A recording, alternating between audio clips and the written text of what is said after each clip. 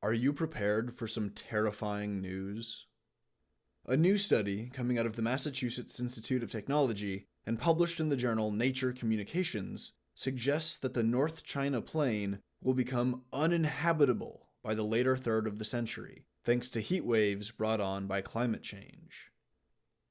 The study examines how climate change will affect the climate and approach the wet bulb temperature, or the WBT. Once the air reaches a certain humidity and temperature, like a high 90s humidity at 35 degrees Celsius, the human body can't cool itself off by sweating.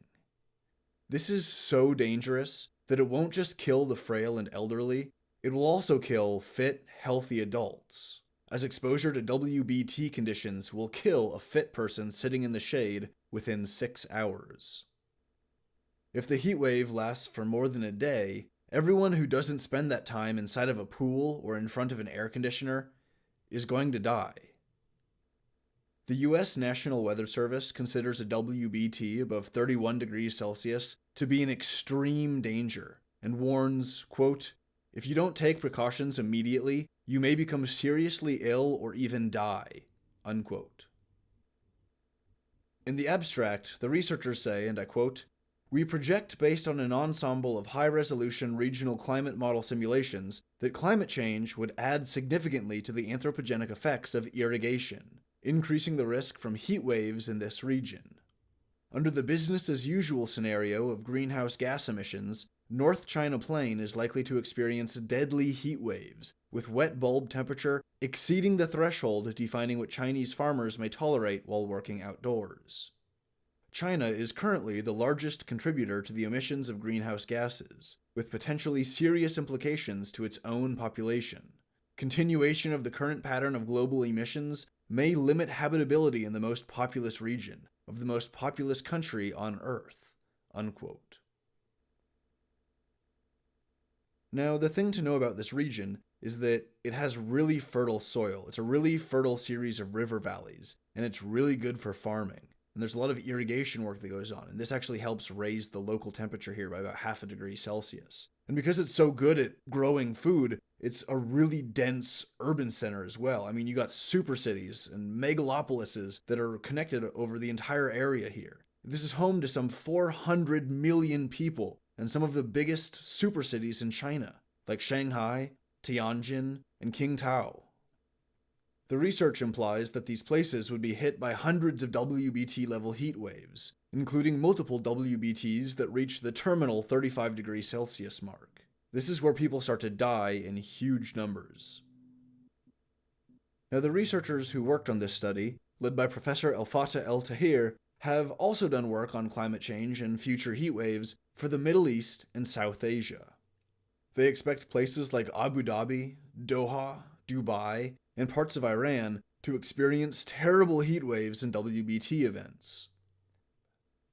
There was an article on this scientific paper that I read that referenced a WBT event in July 2015 that almost reached the 35 degrees Celsius point in Bandar Mashar, Iran, which saw 50% humidity and an air temperature of 46 degrees Celsius.